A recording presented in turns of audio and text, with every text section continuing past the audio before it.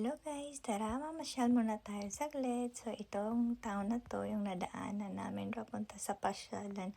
So, 'di ba tingnan niyo yung town dito guys, sobrang linis, 'di ba? Wala kayong makikita ng mga eskinita, yung mga wire ganun. So, sobrang safe talaga siya.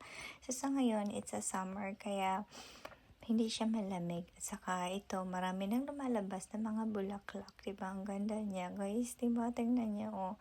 Namumukadkad na siya. Ito para siyang bee. Sobrang ganda. At saka yung mga prutas, naging seasonal na naman siya. So, sobrang daming prutas dito ngayon. At saka yung mga halaman talaga, sobrang ganda. Kaya ganun lang yung panahon guys, umiikot lang kahit tulog, trabaho, pasyal, gala. Parang ganun, parang ganito din yung season natin.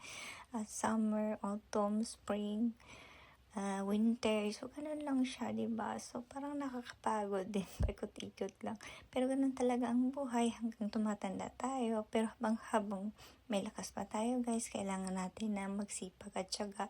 Kung may lakas pa tayo, magtrabaho, gawin natin yung trabaho. At saka, tandaan, palagi talagang mag-ipon para sa kinabukasan. Hanggang dito na lang. Bye po! See ya!